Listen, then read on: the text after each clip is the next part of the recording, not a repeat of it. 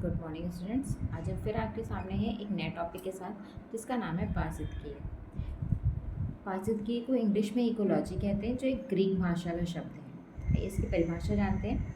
जीवधारियों के पर्यावरण पर तथा पर्यावरण का जीवधारियों पर पड़ने वाला पारस्परिक प्रभावों का जहाँ अध्ययन किया जाता है वही पारिस्थितिकी कहलाता है। पारिस्थितिकी शब्द का प्रयोग सर्वप्रथम 1868 में अर्नेस्ट हैकल द्वारा किया गया था। भारत में पारिस्थितिकी का जनक डॉक्टर रामदेव मिश्रा को माना जाता है। इकोसिस्टम नेक्स्ट है पारितंत्र। इसको हिंदी में पारितंत्र कहते हैं। वह पारितंत्र जो वातावरण के जैविक और भौतिक सभी कारकों के परस्पर संबंधों एवं प्रतिक्रियाओं द्वारा संबद्ध होता है, उसे हम पारितंत्र कहते हैं। पारितंत्र शब्द का प्रयोग 1935 में H.E. टांसले ने किया था। अब पढ़ते हैं पारितंत्र के घटक। पारितंत्र के घटक होते हैं जैविक और अजैविक, बायोटिक और अबायोटिक। जैविक में उत्पादक, उपभोक्ता और अपघटक होते हैं, जबकि अजैविक में भौतिक पदार्थ, अकार्बनिक और कार्बनिक होते हैं। भौतिक पदार्थ जैसे कि तापमान, आर्द्रता, प्रकाश, वायुमंडलीय दाब।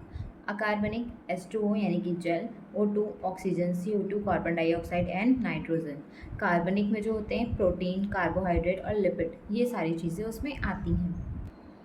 अब पढ़ते हैं हम जैविक घटक। जैविक घटक में क्या क्या चीज़ें आती हैं। सबसे पहले उत्पादक, हरे पेड़ पौधे जो स्वपोषी होते हैं।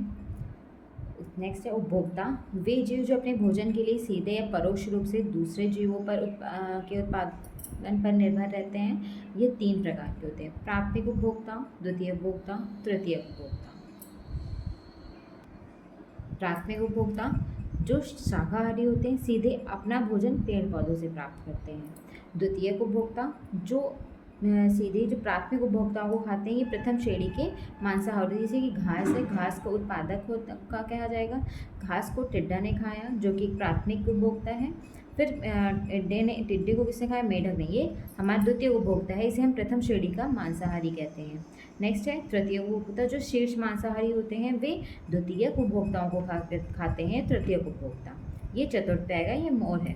उसके बाद है अपघटक, ये मृत उत्पादक व उपभोक्ताओं को खाकर मृदा में मिला देते हैं, जो उन्हें अवशोषित कर पुनः भोजन में पुनः परिवर्तित कर देते हैं। इन्हें प्रकृति का सफाई कर्मी भी कहा जाता है।